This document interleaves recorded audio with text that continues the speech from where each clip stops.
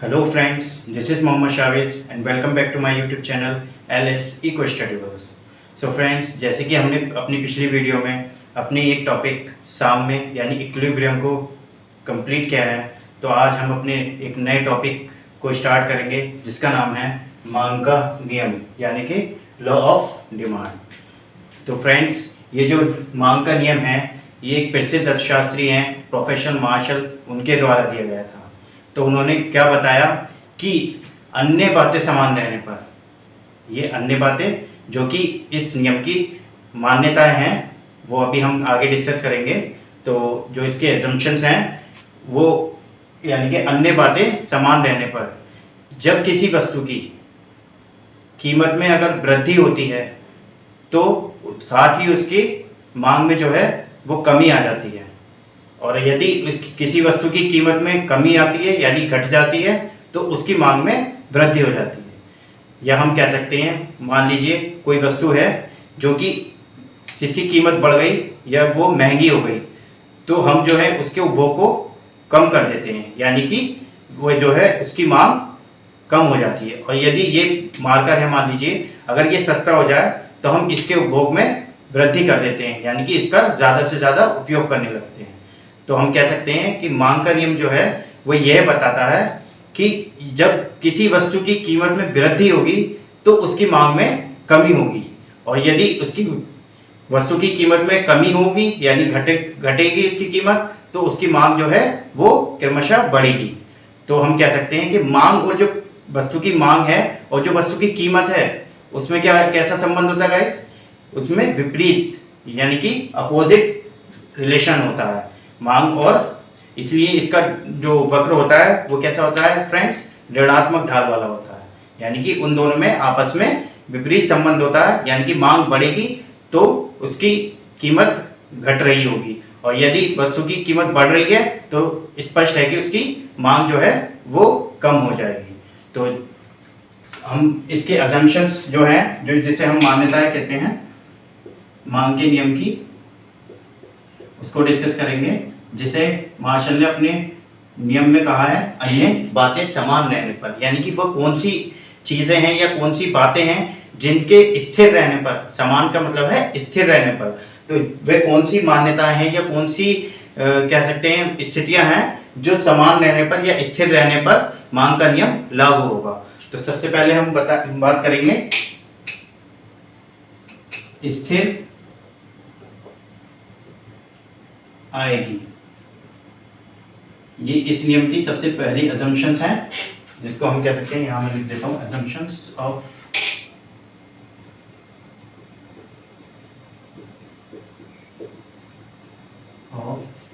Law of demand.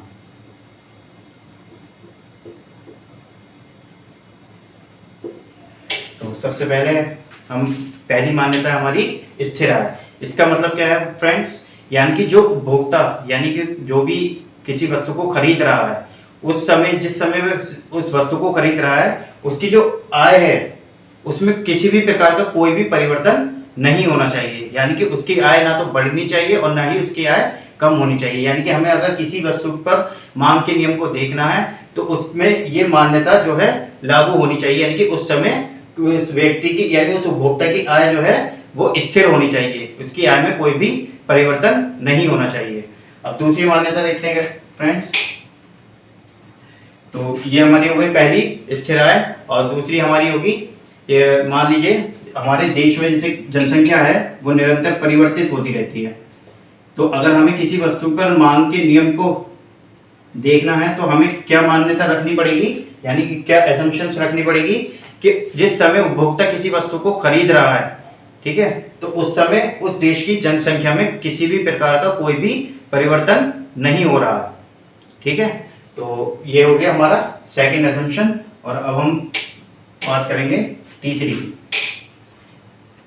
हमारी है प्रकट अधिमान।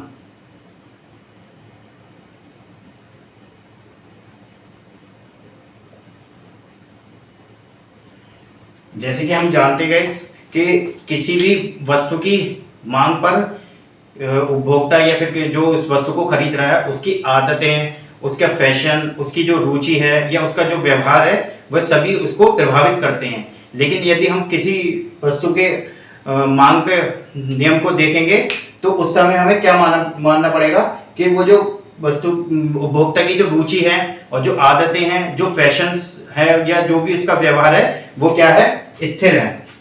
कैसे मानना पड़ता है कि वो भी स्थिर है, यानी कि उसमें कोई भी किसी भी प्रकार का परिवर्तन नहीं है। ठीक है, तो प्रकट अधिमान बोलते हैं कि हम किसी उसमें किसी को प्रेफरेंस देते हैं तो उसको बोलते हैं प्रकट अधिमान, यानी कि जो हमारी तत्व हैं कि हमारी मांग को प्रभावित करते हैं, इसलिए हम उसको क्या मानेंगे, यहाँ पर स्थिर मानकर चलेंगे। अब अगली असम्पशन हमारी है प्रतिस्थापन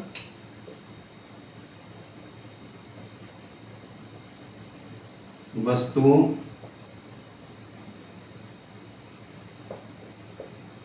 की कीमत स्थिर। सबसे पहले हम ये जानेंगे फ्रेंड्स कि प्रतिस्थापन वस्तुएं होती कौन सी हैं। तो प्रतिस्थापन वस्तुएं वह होती हैं जो यदि वह वस्तु उपलब्ध ना हो तो उसके स्थान पर दूसरी वस्तु का प्रयोग किया जा सके, या वो उसकी उसे जो संतुष्टि उसे इस वस्तु से प्राप्त हो रही है वही संतुष्टि उसे दूसरी वस्तु से भी प्राप्त हो सके, या उसके विकल्प के तौर पर उसका यूज किया जा सके। मान लीजिए कि ये पेन, मुझे पेन की आवश्यकता है और यदि मैं पेन महंगा हो जाए तो मैं पेन की जगह पेंसिल से भी काम चला सकता हूँ। तो यहाँ अगर हमें किसी चीज के मांग के नियम को देखना है किसी वस्तु की, तो हमें वहां पर भी क्या मानकर चलना पड़ेगा कि जो वस्तु वह खरीद रहा है, यानी जो उपभोक्ता उस समय वस्तु को खरीद रहा है, उसकी जो भी प्रतिस्थापन वस्तुएं हैं, मान लीजिए जो भी उसके विकल्प पर यूज की जा सकती हैं, तो उन वस्तुओं की जो कीमत है वो भी स्थिर है, यानी उसमें भी कोई परिवर्तन नहीं है। अगर मान लीजिए परिवर्तन होगा तो जाहिर सी बात है कि उपभोक्ता उसको यूज कर लेगा और वहां पर मांग का नियम लागू नहीं होगा। तो इसलिए हम क्या मानकर चलते हैं फ्रेंड्स कि प्रतिस्थापन वस्तु की जो कीमत है वो स्थिर रहती है। ठीक है, अब अगला असम्पशन है हमारा भविष्य में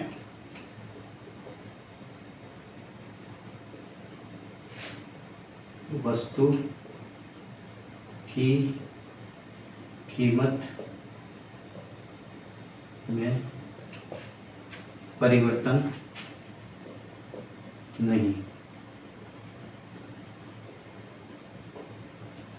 तो जैसे अभी हमने देखा कि प्रतिस्थापन वस्तुएं जो उसके विकल्प पर यूज की जा सके और तो उसकी कीमत कैसी रहनी चाहिए, स्थिर रहनी चाहिए। अब बात करेंगे गाइस, जो वस्तु वो खरीद रहा है, यानी उपभोक्ता जिस वस्तु को खरीद रहा है, तो उस वस्तु की कीमत भी भविष्य में स्थिर रहनी चाहिए। यानी कि ऐसा ना हो कि उसको आशंका हो कि भविष्य में वह जो इस समय वस्तु खरीद रहा है वो उसकी कीमत जो है भविष्य में कम हो जाएगी, तो वह उसका नहीं खरीदेगा। तो वहां पर अगर ये असम्पशन काम नहीं करेगी तो यानी वहां पर मांग का नियम लागू नहीं होगा। यानी कि हमें ये मान के चलना है कि जो उपभोक्ता उस समय जिस वस्तु को खरीद रहा है या जिस वस्तु का वह क्रय कर रहा है उस वस्तु की भविष्य में भी कोई कीमत में परिवर्तन नहीं होगा। तो ये था हमारी कुछ मांग के नियम की असम्पशंस, यानी कि मान्यताएं, जो कि अगर हम किसी भी वस्तु के मांग के नियम को देखते हैं तो ये हम मानकर चलते हैं कि उस उपभोक्ता की आय स्थिर है, उस देश की जनसंख्या भी स्थिर है और उसमें उसकी रुचि, परिवर्तन, फैशन आदि पर वो सभी स्थिर हैं। इसी तरह प्रतिस्थापन जो वस्तुएं हैं उस वस्तु की वह भी उसकी कीमत भी स्थिर है और जो वस्तु वह खरीद रहा है उसकी भविष्य में भी कीमत परिवर्तन होने की कोई आशंका नहीं है। तो इस तरह हम कह सकते हैं कि यदि किसी वस्तु का जब भी किसी वस्तु का मूल्य बढ़ेगा तो उसकी मांग घटेगी और यदि उस वस्तु की कीमत कम हो जाती है तो उसकी मांग स्वतः ही बढ़ जाती है। तो यही मांग का नियम है। अब इसे हम एक ग्राफ या फिर एक तालिका द्वारा समझने की कोशिश करेंगे। तो इसको रफ कर देते हैं।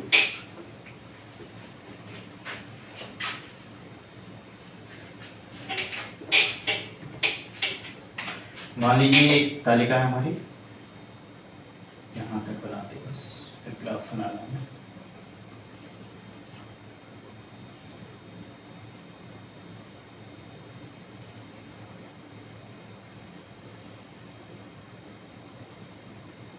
इसमें यह हमारी वस्तु की कीमत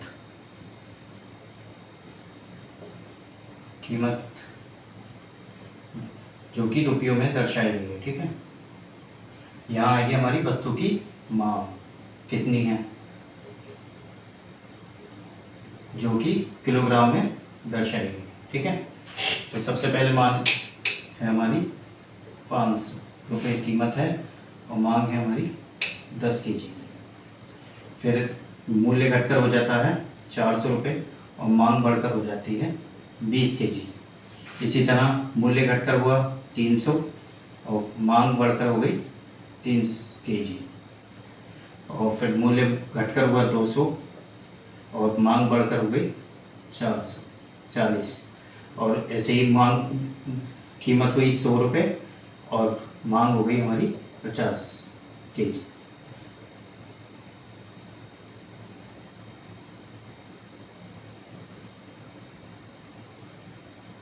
तो फ्रेंड्स, ये हमारी एक मांग के नियम को दर्शाने के लिए एक तालिका है। तो यहाँ ध्यान रखने की बात यह है फ्रेंड्स कि जब हम ये तालिका बनाते हैं तो उसमें वस्तु की जो कीमत है उसको तो हम घटते क्रम में लिखते हैं, यानी कि सबसे ऊपर हम लिखेंगे वस्तु की जो सबसे ज़्यादा कीमत है, फिर उससे कम, उससे कम, उससे कम, उससे कम, यानी कि नीचे की ओर घटते क्रम में। और जो वस्तु की मांग है, यानी कि जो वस्तु की मांग की जा रही है उसको हम बढ़ते क्रम में लिखते हैं, यानी कि इस तरह से बढ़ रही होगी, यानी कि 10 से 20, 20 से 30, 30 से 40, 50। ठीक है, तो यानी कि वस्तु की कीमत को घटते क्रम में और वस्तु की मांग को बढ़ते क्रम में लिखेंगे। तो अब इस तालिका को हम एक रेखा चित्र में दर्शाएंगे। ये जैसे कि ये हमारा ओवाई हो गया, जिस पर हमारी वस्तु की कीमत दर्शाई देंगी। ठीक है, कीमत और यहाँ वस्तु की मांग।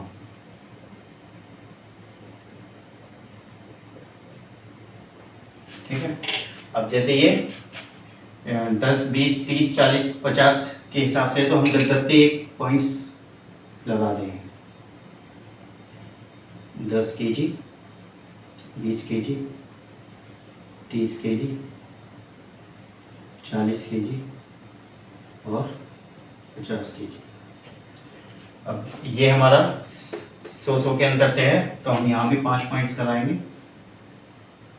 1, 2, 3, 4 और ये 5, यानी कि यहाँ 100 रुपये। ठीक है, यहाँ 200 रुपये, यहाँ 300, ये 400 और ये 500।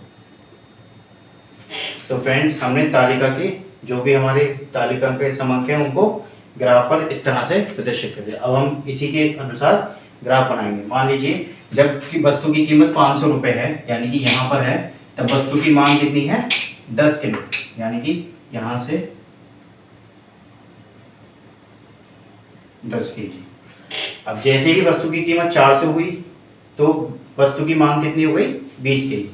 तो जैसे ये चला हमारा वस्तु की मांग 20 केजी। ठीक है, अब आते हैं जैसे 400 से 300 हुई तो मांग बढ़कर हो गई 30 केजी।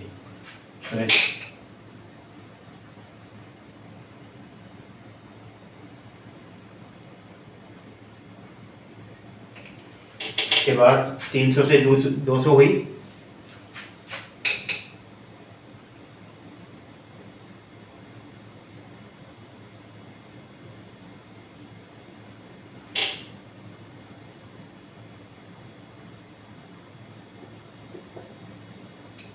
अब कीमत 200 से घटकर 100 रुपये हुई और मांग 40 से बढ़कर 50 केजी हुई।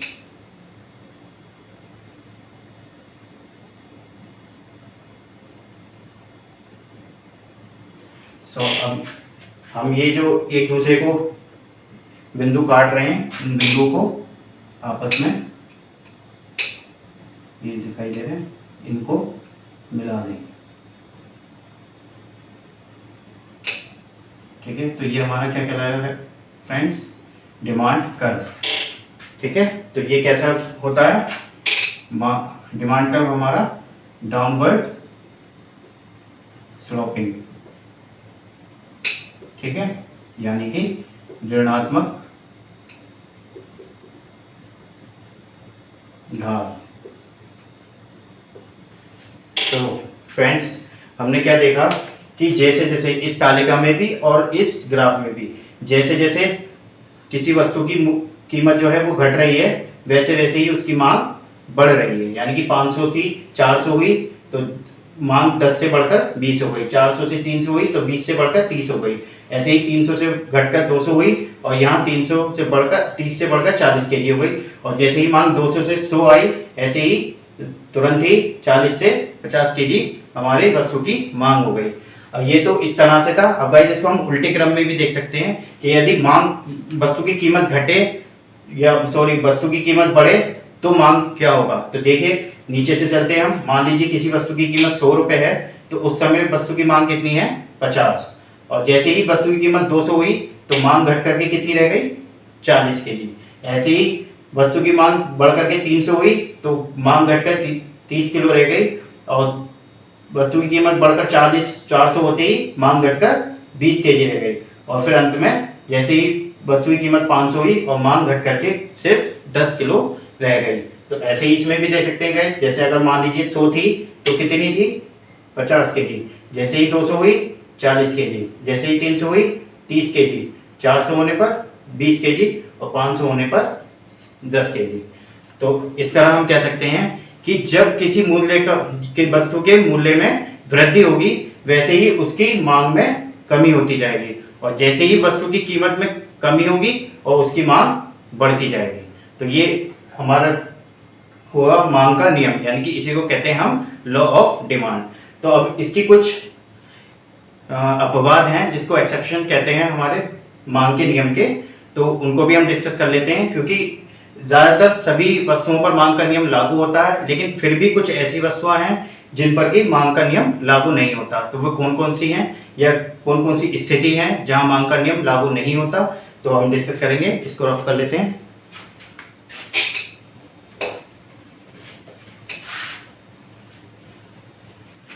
तो अब हम बात करेंगे मांग के नियम के अपवादों की, यानी कि एक्सेप्शंस ऑफ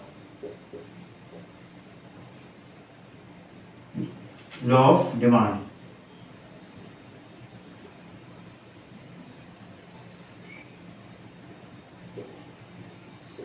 तो इसमें सबसे पहला अपवाद हमारा क्या है, प्रतिष्ठा सूचक वस्तु है। तो प्रतिष्ठा सूचक वस्तुएं जो होती हैं उनका उपयोग ज़्यादातर जो लोग धनवान होते हैं यानी कि अमीर होते हैं या जो समाज में प्रतिष्ठित होते हैं उन लोगों द्वारा इसका उपभोग किया जाता है।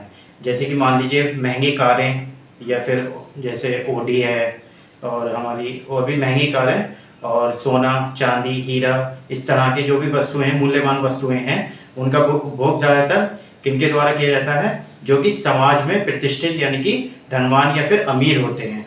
तो वो इन वस्तुओं का उपभोग क्यों करते हैं, वो इसलिए करते हैं कि जिस समाज में वे रहते हैं उनमें उनकी प्रतिष्ठा कायम रहे। तो इसी कारण वे इन वस्तुओं के महंगे होने पर भी इनके उपभोग को कम नहीं करते। यानी कि जैसे कि मांग के नियम क्या कहता है कि यदि वस्तु की कीमतें बढ़ेंगी तो उसकी मांग में कमी आएगी, लेकिन ये कुछ ऐसी वस्तुएं हैं यानी प्रतिष्ठा सूचक वस्तुएं होती हैं जो कि कीमतें बढ़ने पर भी उनकी मांग बढ़ती जाती है। तो ये हो गया हमारा पहला अपवाद जो कि मांग के नियम का जिस पर लागू नहीं होता। अब हम बात करेंगे दूसरा अपवाद कौन सा है या दूसरी वस्तुएं, तो वह होती है हमारी जीवन रक्षक वस्तुएं। जीवन रक्षक वस्तुएं,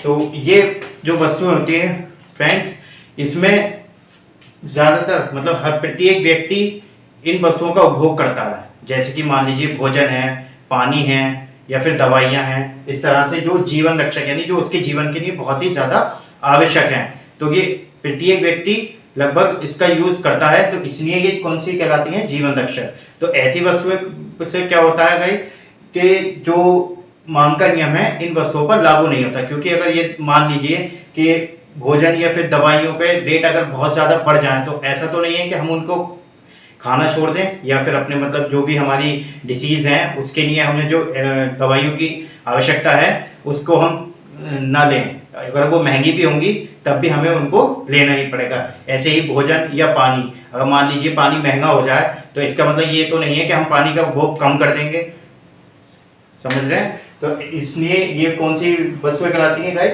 जीवन रक्षक वस्तुएं, जिस पर मांग का नियम यानी कि लॉ ऑफ डिमांड लागू नहीं होता। इसलिए ये क्या कहलाती है? हमारे मांग के नियम के अपवाद। तो अब हम बात करेंगे अपने तीसरे अपवाद की, यानी कि अज्ञानता की।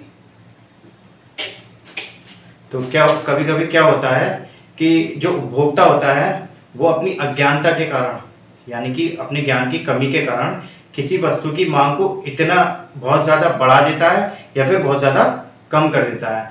मान लीजिए कोई वस्तु है जो कि दुकान में लगी हुई है, ठीक है, उसकी कीमत 800 रुपये है और एक ही उससे अच्छी क्वालिटी की है बट लेकिन उसकी प्राइस कम है जो कि 400 रुपये में रखी हुई है। वो जो 800 वाली है वो वेल पैक्ड है। तो वह क्या सोचता है कि ये जो 800 रुपये की वस्तु है वह महंगी है तो ये अच्छी होगी, चाहे भले ही वो 400 वाली उससे क्वालिटी में अच्छी है, लेकिन वो क्या करता है कि ये 800 की है यानी महंगी है तो ये अच्छी होगी। यानी अज्ञानता है उसके दिमाग में, यानी उसके अंदर जो है वो अज्ञानता है कि वह जो महंगी चीज़ है वही अच्छी होगी और जो सस्ती चीज़ है वह मतलब निम्न कोटि की होगी। तो इस तरह वह अपनी अज्ञानता के कारण क्या करता है कभी कभी कि वस्तु की मांग को बढ़ा देता है।